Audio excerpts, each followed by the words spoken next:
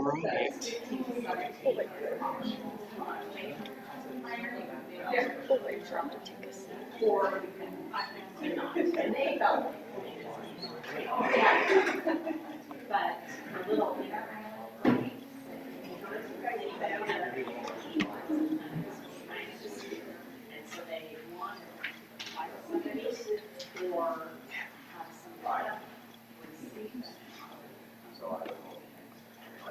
All right. Okay. I think Yeah, we're ready to go. Ready. Now that Lord be everyone's with you. The pastor truck again. Bring everybody in. Awesome. They're going to start now. Yeah, so we went to the Dominican Republic a couple weeks ago with the Lutheran organization known as Higher Things. I don't know if you guys have heard about it. They're not really a mission trip organization. They're known for their conferences every summer that they do, where they invite like Lutheran youth from all over the country to come to college campuses and beyond college campuses for a week. And they have like breakout sessions where they have pastors and other experts in their fields come talk about like a lot of pressing questions that people have. But this was their first time ever going abroad. Yeah, this is the first time. They're just like domestically normally. But now I think they're going to try to make what we did in the Dominican like a yearly thing. They're going to try to keep going back to the Dominican Republic. Yeah, So. And they did it in cooperation with the LCMS Office of International Mission. So it was like still through the LCMS, basically, even though it was technically Higher Things as its own organization. So we divided the presentation into parts. So the first part is the VBS. That was the main thing we went to do, was do a VBS at a local congregation. Do you want to talk about it, Emily? Sure. So the school that we went to do the VBS was in a town called Cienfuegos, which means 100 fires in Spanish. Yes. I think I remember Erin. Erin was our host down there. She's a career missionary. And she said that I can't remember if it was a third. I think it was a third of the population of Santiago lived in Cienfuegos. And so it was super compact. As you can see, like this picture here was the street right outside of the school. And so, a lot of people that lived there. But, this was just a little pic of this school. This was like the bleachers. There was a volleyball court right here. And I don't know if Adam got any pics of the inside, but yeah, that's basically the school. So. Yeah, and it's a relatively new mission too. So kind of like, I don't know if you guys have heard of Grace's Spanish Fork mission. It's kind of like that. There's like a main congregation in Santiago, and then this is like a new mission plant. Mm-hmm. That one of the pastors that just graduated from seminary, it's kind of his project that he did in seminary. So yeah, the theme of the VBS was the 10 Commandments. And we had like a different sections, like different stations that kids could go to during the VBS. So one of them was Bible stories, and that was done by Ambrose Shaltanis and Pastor Harrison Goodman. Pastor Goodman is the content executive for Higher Things, so he preaches at all the conferences, and he also puts out a lot of YouTube videos. You can go on YouTube and check out Higher Things. He's probably going to be the guy talking. Go ahead. So the Bible stories that we did Daniel in the Lion's Den, the Good Samaritan, Zacchaeus, the Beatitudes, and then on day 5, we just reviewed everything that we had learned so far. And then I did the snacks along with Sarah from Iowa. And so the snacks were supposed to correspond with the Bible stories for the day. So since the first Bible story was Daniel in the Lion's Den, we made lion crackers, which we didn't really get any good pictures of them, but basically they're supposed to look like a lion's face. Some of the kids had other ideas. But yeah, so that's the first day. And then the second day was trail mix to go along with the story of the Good Samaritan. So it was kind of supposed to be like each piece is different, but yet important, just like each person in this Good Samaritan story is different, like comes from different countries, but yet we're all still like important and equal in God's eyes. And then the third day, we made tree snacks to correspond with the Zacchaeus story. So that was fun. And then day 4, we made heart-shaped cookies. And then the last day, since it was just a review, we did treasure chests. Because we thought, well, we can say like you treasure up all the commandments or whatever. And so we brought these Swiss rolls, which, you can't get in the Dominican Republic. So it was also kind of a treat to show them like, oh, here's something from our country we're bringing to you. What was that tree? What was it, the palm, yeah, what was that made out of? So apples, and then it's celery and peanut butter. Although in actuality, we didn't do celery and peanut butter. We did graham crackers to make the trunk. But this was like the stock photo. I don't know. No one took a picture of it when we were there. But it was basically looking like that. Yeah. Okay, and then Micaiah and I were in charge of doing the crafts while we were down there. And so for the first day, we just made these cute little paper lions for Daniel and the Lion's Den. And then for the Good Samaritan, we just made cards for our neighbor, anyone who was sick, pastor, mom, dad. They just kind of had the freedom to do whatever they wanted on the card. And then, of course, the Zacchaeus tree. This one was a hit. I don't think we really have any other pics. This is the stock photo again. But I think this one turned out the best out of all of them. I think it was super cute. Of course, someone got a picture of it. I know. And then we did our a stained glass heart for the day that we went over the Beatitudes. And so these were kind of fun because we took contact paper and then we just stuck an outline of the heart with the tissue paper, and then we put another piece of contact paper over the top. And then we hole punch a little thing, put some yarn so they could hang it in the window like a stained glass heart. And then, that was just another pic of us making the heart. And then the last day we just cut out a bunch of felt crosses and they were just able to decorate them however they wanted. But these are super cute. But the prep for all of the crafts took lots of help from everybody because we had to do lots of cutting, lots of gluing. And some of the little kids got really crazy with the glue. So we had to make sure we took that out of reach from everyone. But they were fun. About 50 Yeah. every day. Yeah, it kind of fluctuated because see down there they don't have like a rigid schedule. Like I don't know if you guys have ever heard of this distinction between clock time and event time.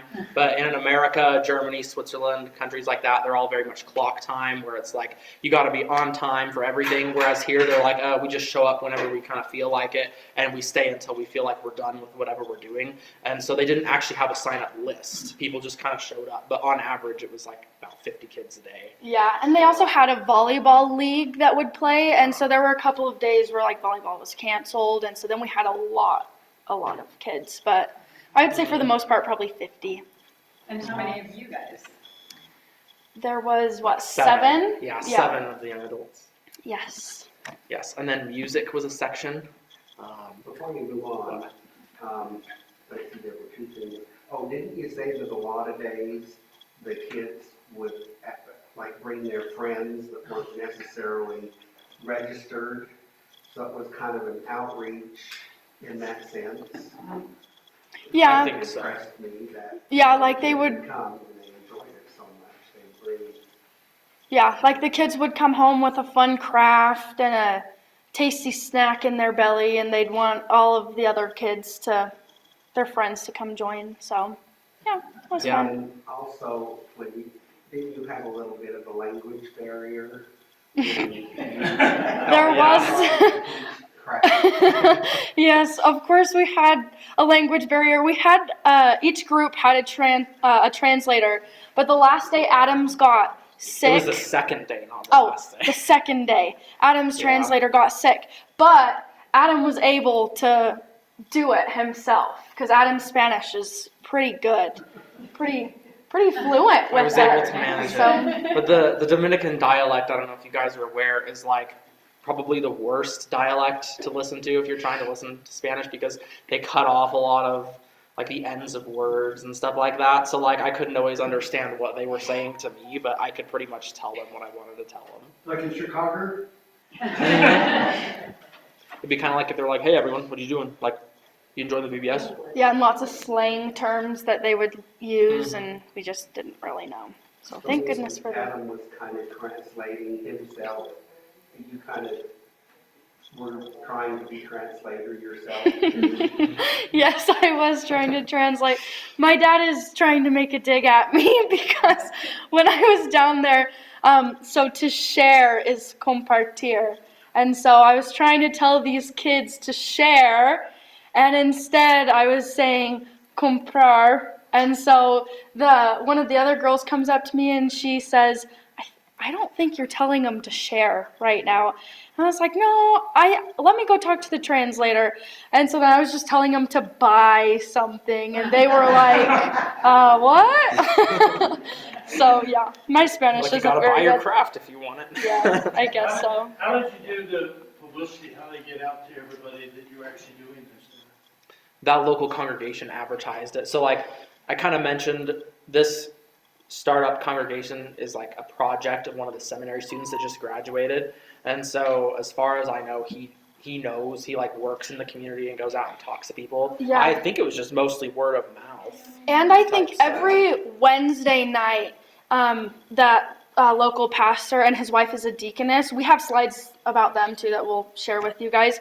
But every Wednesday they had it wasn't like a vacation Bible school, but they would get a lot of the kids from Cienfuegos together and have Bible stories, kind of like a Sunday school thing, but on Wednesday nights. So I think a lot of the same kids from that wanted to come There's to the like VBS. a core group of kids that they kind of knew would show up. Mhm. And then those kids brought their friends. Yeah. Yeah. Okay.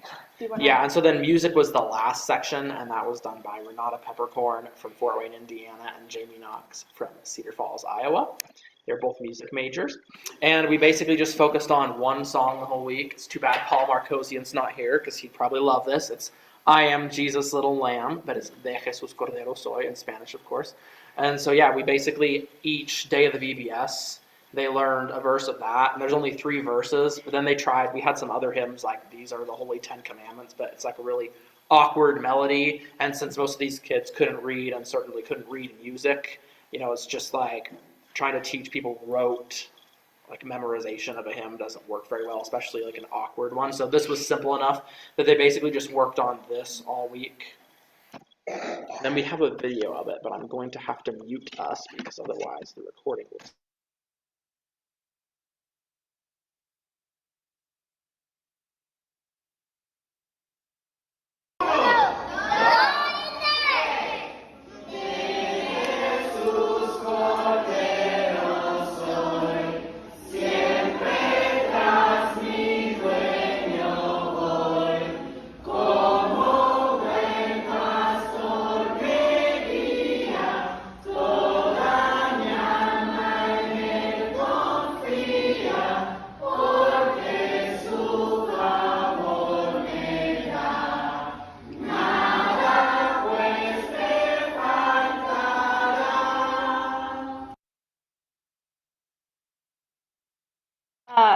like hand movements as well, so it was easier for the kids to learn it. Yeah, that was pretty cool. Okay. And part 2 were the retreats. So not only did we do a VBS, but the Higher Things staff and career missionaries hosted retreats for us to learn stuff, so it was kind of an educational experience. So the first retreat was talking about the church, and the big question / big idea was, what makes a church on earth a member of the one true church, the Holy Christian and Apostolic Church that we always talk about? And there's 2 main answers: the proper preaching of the word and the right administration of the sacraments, which kind of like Pastor was talking all about in the sermon today, about like right preaching of the word.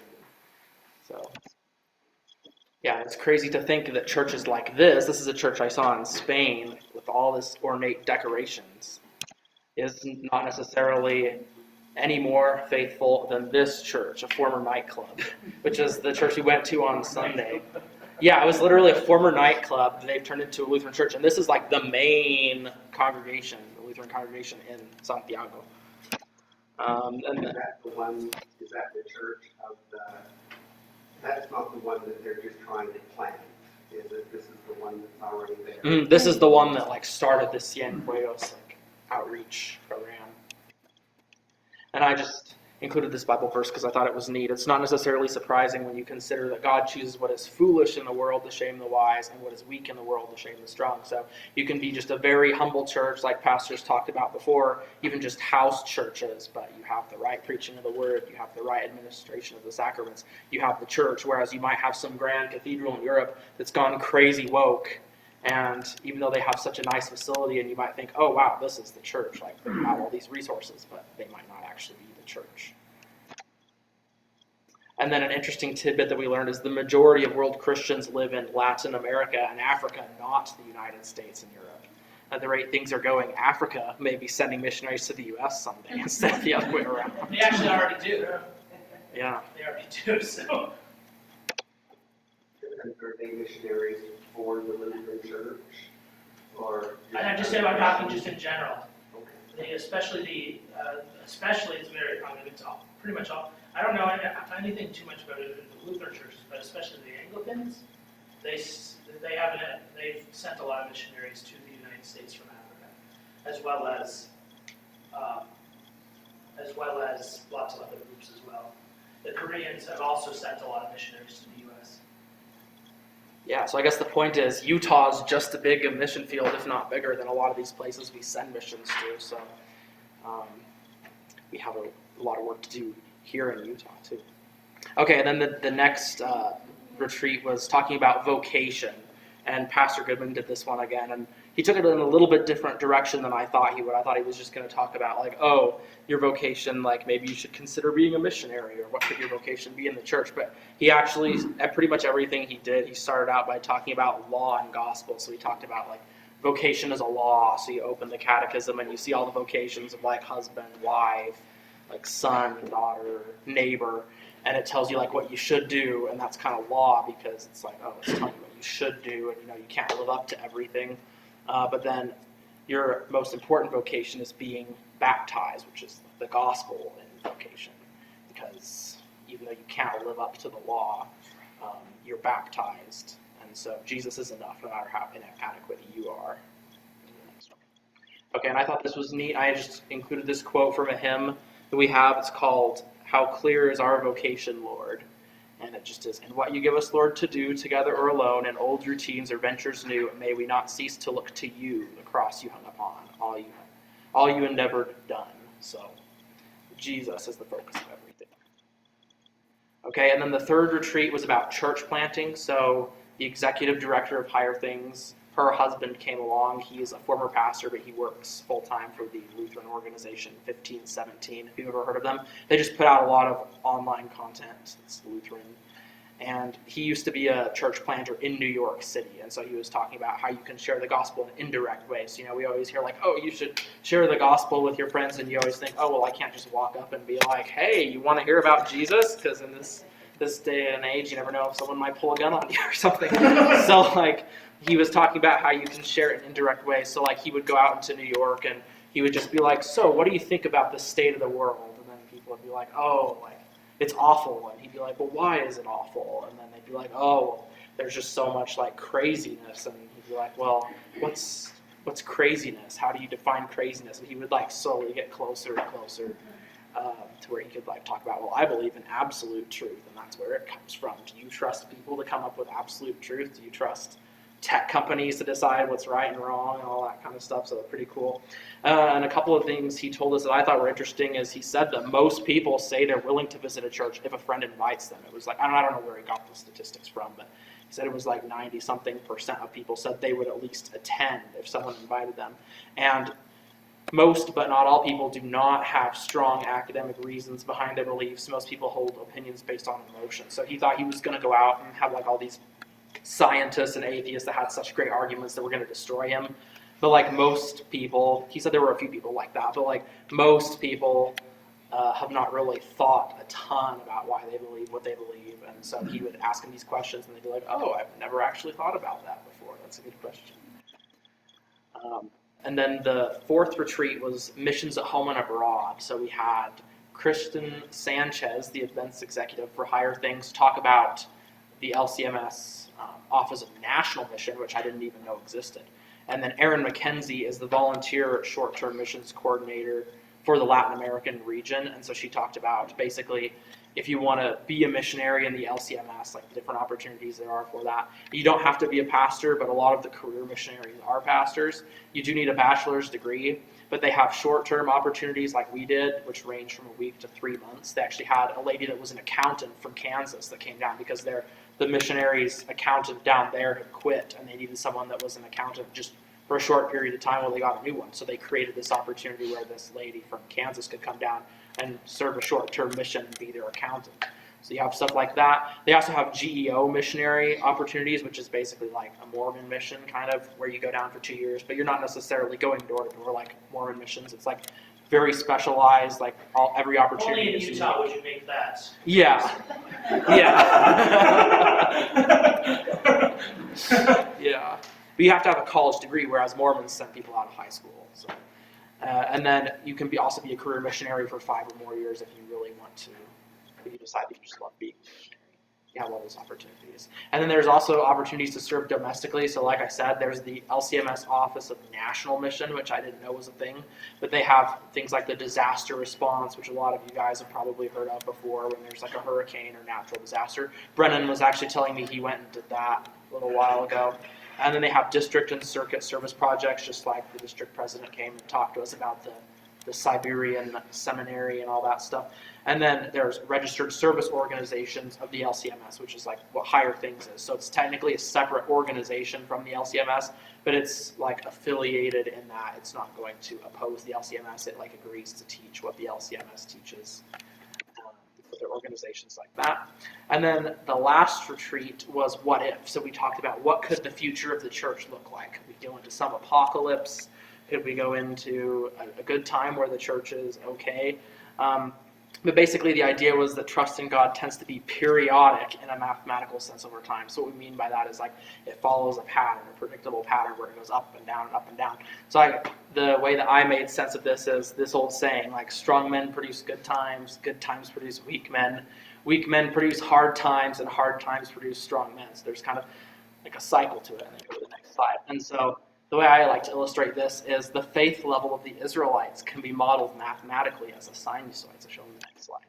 So basically you have this sine function, right? So like at the beginning, at time 0, like the Israelites are slaves in Egypt, and they're all like their faithfulness, their trusting God is low. They're like, oh, we're never going to get out. And then he rescues them from Egypt. So then they're trusting God and everything goes up.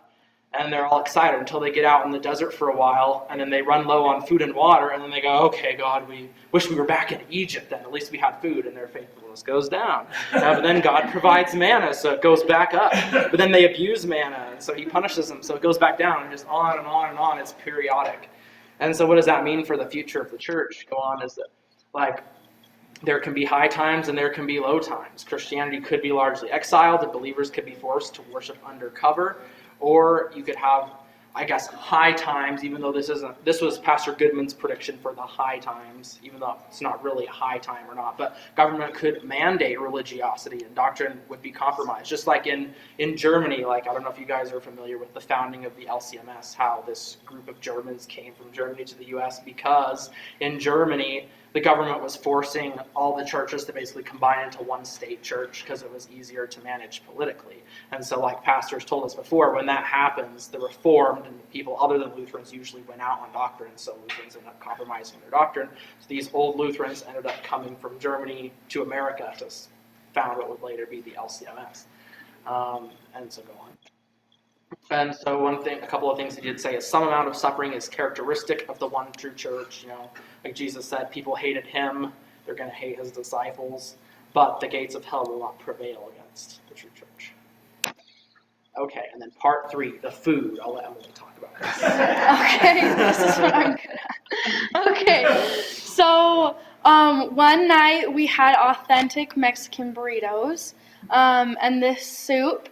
This was very, very tasty. One of the seminary students, his wife made this for everybody. And fun fact about the seminary student, he was previously a lawyer in, was it just Mexico? Yeah, he was previously a lawyer and then decided that he wanted to go to seminary to become a pastor. So they came to the DR, and he is studying to be a pastor, and his wife is studying to be a deaconess.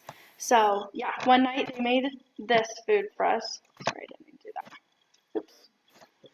Okay, and then the first day that we were there, we got this whole fried fish from the beach. And so, I mean, It's literally a fish there. They just fried that whole, it's an entire fish. A fish. And then these on the side are tostones. and it's just fried plantains. We had way too many Plantains, when if we you were don't know, there. are like a banana that's just not sweet. Yeah. They Yeah. look very similar to a banana, but when they're fried, those are like twice fried, and they taste basically like fries. Yeah, those are pretty good. But then in this form, these are also plantains, and Yes. they taste more like squash. Yes, these were just mashed plantains. So we had breakfast at the group home one day, and we have a whole slide about the group home, but it was started by the people of the church that we were staying at, the seminary that we were staying at, and it's just for young adults with disabilities, and so but Tios and Tias, those are the people that care for those young Aunts and adults. uncles, Yeah. which they're not their actual aunts and uncles, but Yeah, they they just call them. call them that. But so they made this for us, and like Adam said, these right here are plantains, and then these right here are pickled onion. So they wanted us to put the pickled onion on top of the plantains, and then this right here, this white is cheese. Do you remember the exact name for the cheese that it was? It was some special. I guess it was some special cheese. But it was more, it was very moist and sour. And then this right here was just salami. And yeah, I mean, it was, Typical Dominican breakfast. yeah, this was like authentic Dominican breakfast. And then one night for dinner, we went to one of the career missionaries' homes, and we just had, it was like a make your own pizza. Apparently, it is a common thing for Dominicans to put corn on their pizza, so a lot of people are putting corn on theirs. But the missionary's house, it was Pastor Raphael, who was the pastor at Pueblo Nuevo. And we have a whole slide about him. Yes, and then his wife Jamie Lynn, who is a career missionary. And then, of course, they had a Little Caesars down there, so we had to get that one night. It actually I thought it tasted quite a bit different from the Little Caesars that we had here, of course. But they had Little Caesars, Wendy's, McDonald's, pretty much all you could think. Okay. So did you try everything and like everything, or? Well, I tried everything. I tried. tried everything too. I Wow. can't say that I really liked everything. We don't have a picture. The very last, I don't think it actually was last night, but we had dinner catered to the seminary. And so I remember I was just so tired of plantains. And she pulls off the lid, and it looked like it was lasagna. And I was like, oh, Adam, thank goodness we don't have to eat more plantains. We're just going to get some lasagna, salad. And we dug into it, and she was like, oh, by the way, this is lasagna, but instead of noodles, it's plantains, and it's shredded pork in between the plantains. And at that point, I was just like, I can't have more plantains. And then they also had, that night it was stewed eggplant, and that's a really, like, big food. Aaron really liked that. Yeah, that was Aaron's favorite. Did you try the lasagna? And then also, you guys know Terza that came and talked to us. We met her down there, and she made us brunch one day. It was like an She egg did. dish, so that wasn't plantains. So that was Yes. Although I didn't think plantains were that bad, but you didn't know. Weren't my favorite. And then one morning, one of the pastor's wives, who's a deaconess, Berkis, we also have a slide about her, but she brought us a authentic Venezuelan dish. They were called arepas. Unfortunately, we didn't get any pics of those, They were really but that was probably my fave. It was like a homemade pita, and then you would cut into it, and you would put just like shredded chicken. She made this homemade like cilantro mayo ranch thing to put over it, and some cheese. That was really good too. So, okay, and then the church and seminary. So this right here is actually the dorms for the seminary students. And then this, do you want to tell them about the PVC pipes? Yeah, so I just thought the trustees would find this interesting with all the water problems we've been having there, because it's so hot, they don't have to bury stuff deep. So these are literally the water lines that supply all the bathrooms are just PVC pipes that are run on the outside of the building. And that suffices. And then they have a big tank on the roof, and all the water slowly collects in there because the pressure's so low, and then gravity feeds the water down into the building. One thing too about the plumbing, they probably don't want to say this, but they have running water in your toilets. but they couldn't flush the toilet paper down the toilet. Yeah. So they had to. So every bathroom had like a trash can that you had. They do it in a lot of It was places. so much Pipes arms. Arms. Big enough, yeah. Yeah. But Yeah. they had electricity and running water everywhere. The water wasn't drinkable. Yeah, So the tap water they was had- contaminated, so we couldn't drink it or like brush our teeth. So they had these big blue, they call them botellones, Yes. and so we just had to drink out of those It's like the an whole time. office water machine that you've probably seen before. Yeah. Tank. Here were a couple pictures of the seminary where we were staying. This was just kind of the, I guess, Conference. Oh, that's like No, the this- entryway or something. yeah, this was just the front where we could hang out, but this was the conference room. This is where we had all of the retreats and where we sang, we prayed matins every morning and compline every evening, so that's where we did this. But this room with the fans and everything held the cool air for the most part. Yeah, because the best. they didn't have like centralized air, so every room had like these air conditioners on the wall, which they worked really well. And so yeah, that was like the one room we'd keep air conditioned, and then the rest of the place we would like get hot. Mhm. I But guess at least our rooms had air conditioning too, so we just turned that on during the night, which was really nice.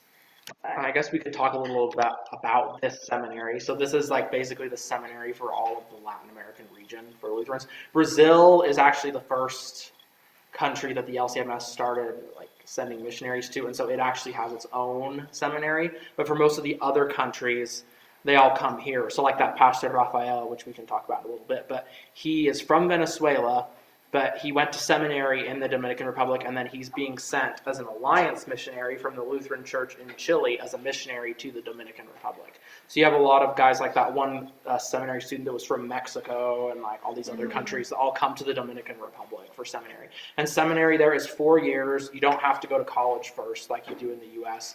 And instead of the third year here in America, you usually do a vicarage for your third year. But here, because international moves are so complicated and most of the guys are from other countries, they found that it was like really hard to do 2 years of seminary and then move from like the Dominican Republic to Chile or Mexico or wherever, do all of that for 1 year. And they have to turn around and do it all again to move them back to the Dominican Republic for the last year, and then they have to turn around and do it all again to move them to wherever they get their call. So what they do is they do like they call it like field work. They have a field work church, and they do kind of like a continuous vicarage the entire time they're in seminary. So by the time they graduate from seminary, they've been working in a local church for 4 years.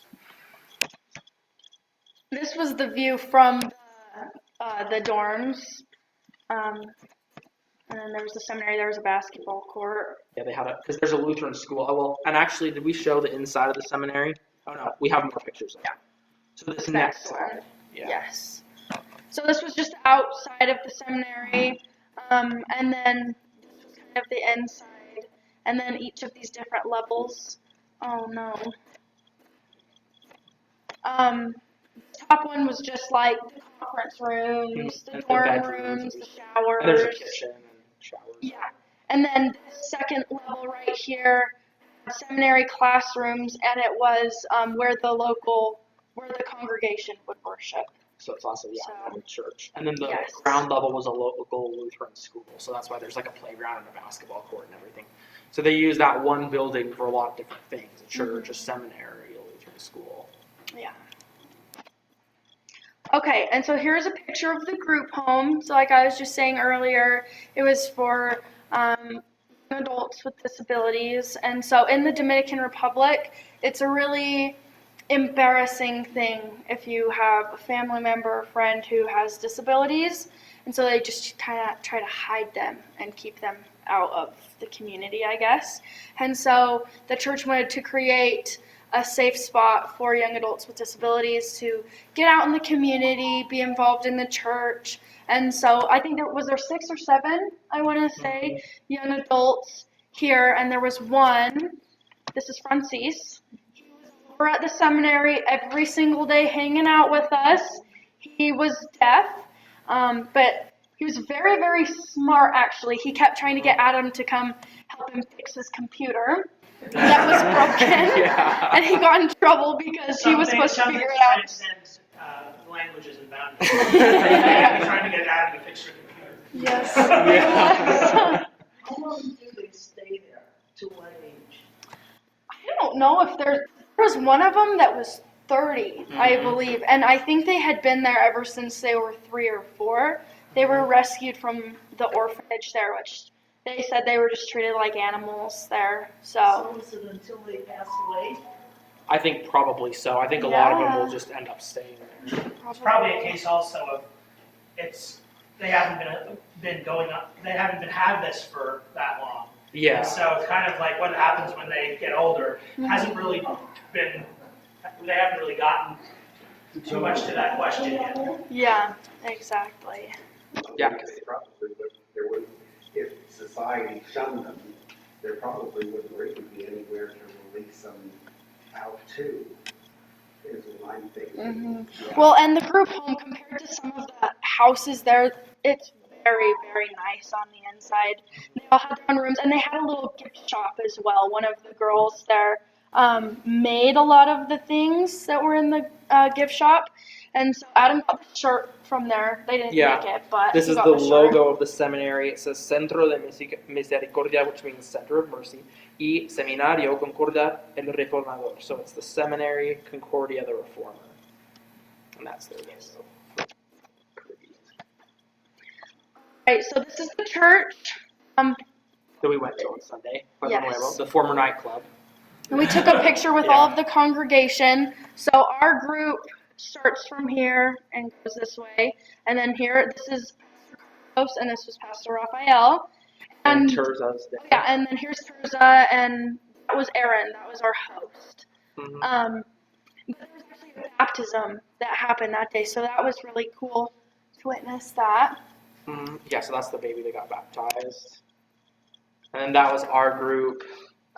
They had snacks, just like we have snacks and coffee. They had that after the service, so that was us doing that. And then that's us with the bus driver, Rudy. He And was great. Rudy is actually not a member of the church, but the missionaries hire him to drive people around, and so he's kind of getting exposed to the church through that.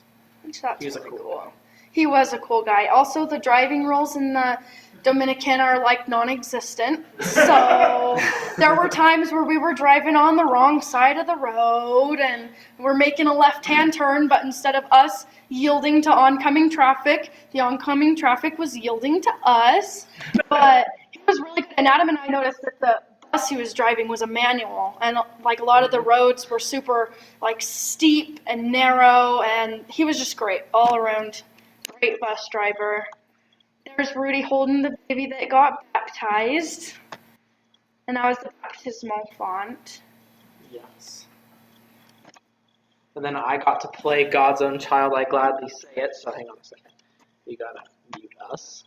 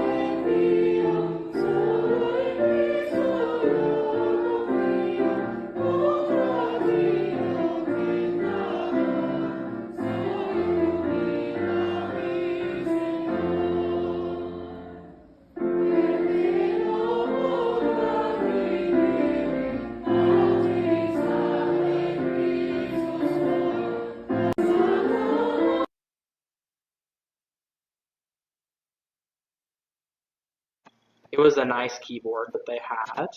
And fun.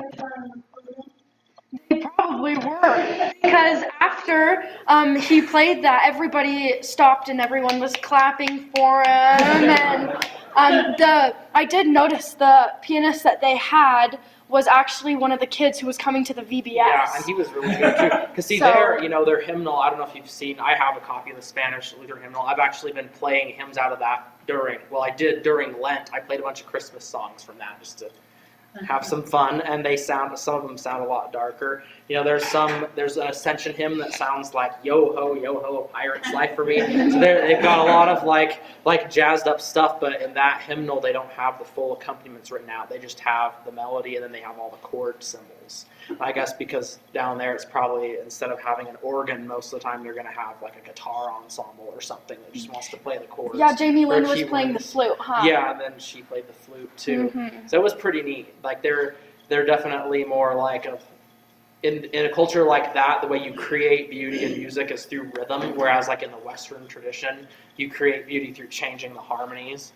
And so there were a lot of hymns they had that had like crazy rhythms to them that we would probably struggle to sing here because you're just not expecting some of those rhythmic things. But it was pretty Yeah. cool. Yeah, and so then we did also have a service project that we did at the seminary. So they have a little playground, and so they wanted us to bury, if you can kind of see right here how these tires are buried, just like how we had out on our little kids' playground. They wanted us to bury some tires right around here. And so we had our pickaxes, and we were being really careful that we weren't going to like hit a PVC pipe under there. We were kind of scared that was going to happen. But they thought this was going to take us like 3 hours every single morning, and we finished it within an hour on the first day. So it was nice. We had to get up super early, and it was still super stinking hot, so we were all drenched by the end. But this was just another picture of the group. We worked well as a team. Adam and I were a little bit nervous going into it because we hadn't met any of the people we were We going met them on with. Zoom. We've Yeah, been we met having them on Zoom meetings Zoom. with them for like, I don't know, since what, March? When I went to Yeah. Spain, actually, is when we had our first. So yeah, it was Maybe. March. But everybody worked really well together, and it was great.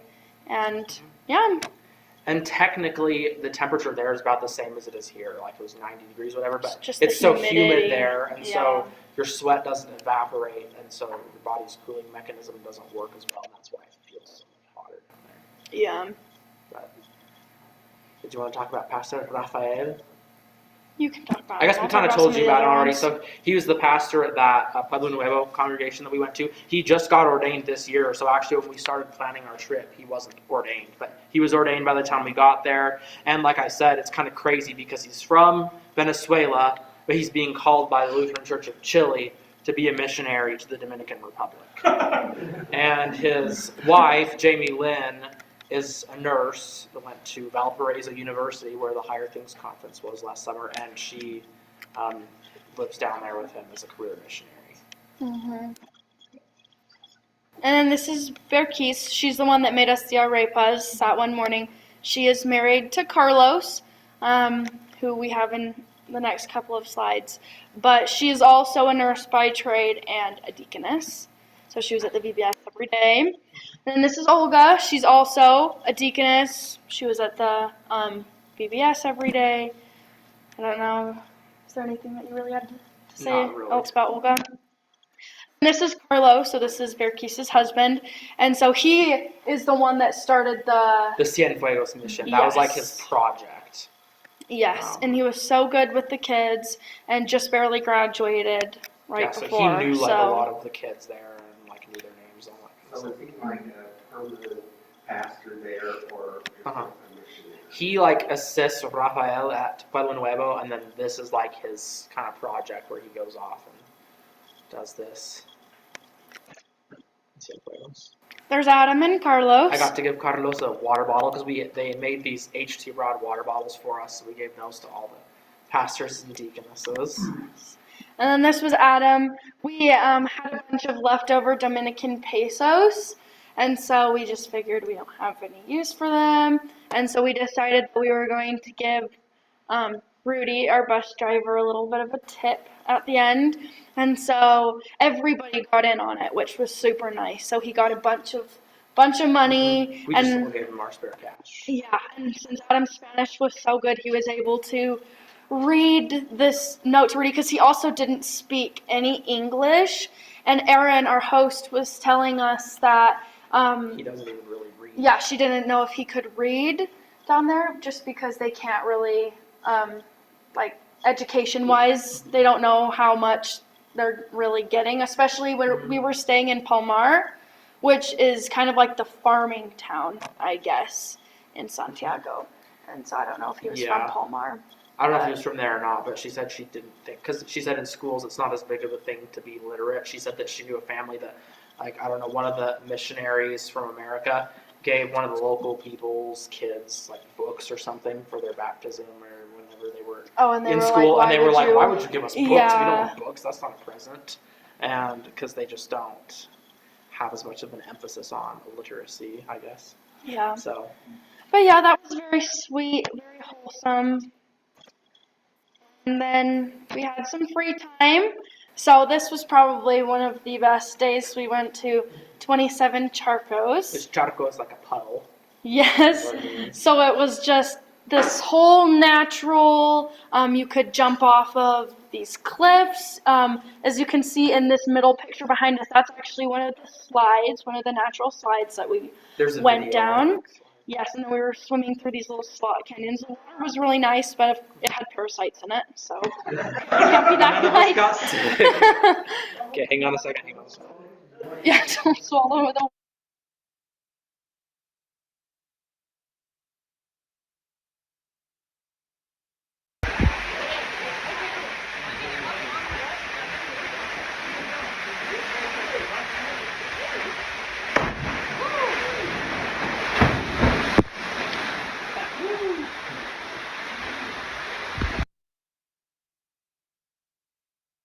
Because the hike was too long to get up to the rest of them, but That was That just was what really Aaron fun. planned for us.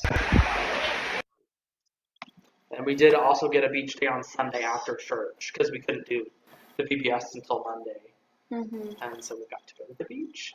It's Yeah. very nice. It was The water fun. is nice and warm there. It doesn't feel cold when you get out of the water because it's so humid, which is really nice. As in contrast to California, where the water is like freezing cold and then it's dry, so you're just cold the whole time. Yeah. Here, But it was a very great nice. day for the beach. It was super mossy when you would walk in the water, so we're glad that we had some water shoes. But besides that, it was a great beach day. And then we went and attended a baseball game. So, hang on a second. So I don't know if you guys know.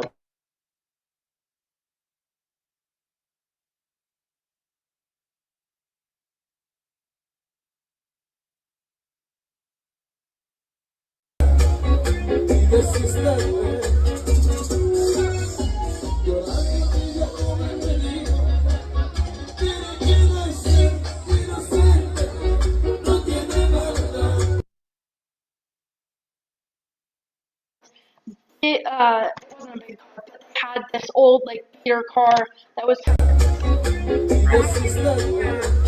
And so yeah, they were just playing super loud music. It was like rattling the windows all the way back at the seminary, which this was probably only not even a half mile away. Like from at the 10 seminary. o'clock at night too. Yeah, Yeah. but It was fun. it was really fun. I'm glad that we ended up going. Every night this same girl asked us, "You guys want to go to a baseball game? Want to go?" And it was just, we were so tired every night. We kept saying no. So the very last We night, went. we decided that we were going to go, and it was very fun. It was a good experience, I Yeah. would say. But It's so pretty did we have cool. any other pictures after this? I think we do have some more pictures after that. Oh, yes. So this car right here is called a concho. So in the DR, they have all of these old beaded Honda Civics driving around, and they just drive around all day long, and it takes like 10-15 cents to get in, and you could ride in it all day if you want. It could take you around the block if you didn't want to walk, so kind of like a taxi but super cheap. And yeah, there was that. And then this right here, I don't know if you guys can really tell in this picture, but there was water. I don't know, do you think there was like a water leak, or since they were They doing were doing construction here? construction, so I don't know. Maybe it was even just to keep it so there wasn't so much dust around the construction too. Oh, that would make But- sense. But and then these little bikes, everybody and their dog had one of those little bikes. And I was always afraid that we were gonna hit one of them. They always would just cut right out in front and drive right next to you. But yeah, everybody had those bikes, which I thought was kind of interesting. You don't want to hit the dog on the bike. Yeah. There were lots of dogs. At least. Yeah, and there were actually lots of stray dogs that would just be roaming the streets. And especially in the neighborhood with the seminary, because it Uh-huh. really was. It was like a farm town. Like I thought the seminary was going to be like in the middle of the city, but it's literally like the very edge of town. You drive up this big hill, and it's just like a farming village. Yeah. It's- And this is a picture of that. This was on our drive back every day. But weren't they farming just tobacco? That's what Aaron told us.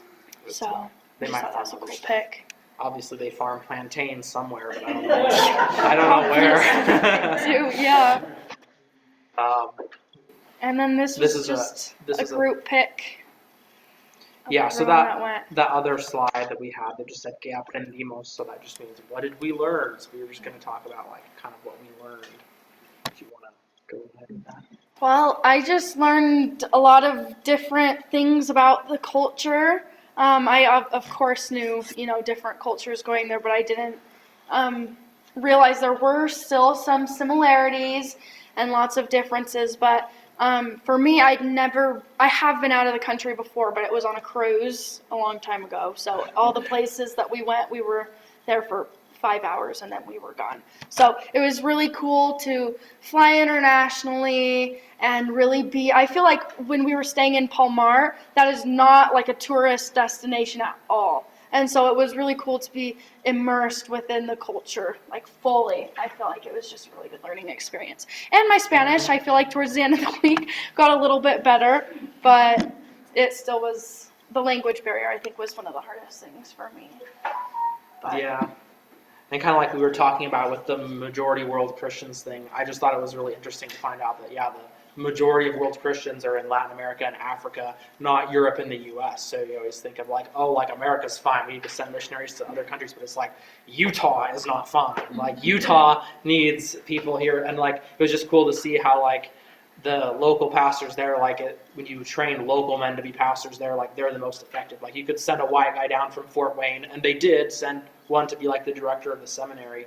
But like as far as like going out into the local congregations and being a pastor there, like the local guys are going to be the most effective. So I just kind of thought back to Utah, and it's kind of like how we're like the most effective people in Utah because we're kind of from here. We know the Mormon context.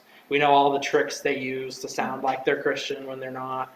And so it was just kind of inspiring to like come back here and it's like, what can we do here? I know some of our churches around here have VBSs, and I don't know if Josh has told any of you guys, but we kind of want to do a hymn festival here for all of the congregations. We've been talking about that, trying to get some interest. And so just thinking about things that we can do here, it's really exciting to be like, this is a huge mission field. So. anyways, I think, that's the last slide. So thanks for coming. Thanks for listening. Any questions for them?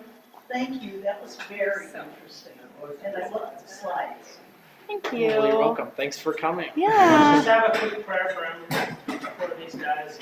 In the name of the Father, the Son, and the Holy Spirit. Heavenly Father, we thank you for this time, the time to hear about Emily and Adam and what they were able to do on this mission trip. And we pray for everybody that they encountered, from those that went with them to those that they encountered, from the children, from those at the group home to the pastors and missionaries, that we would be with them and that you would draw them closer to you and in faith.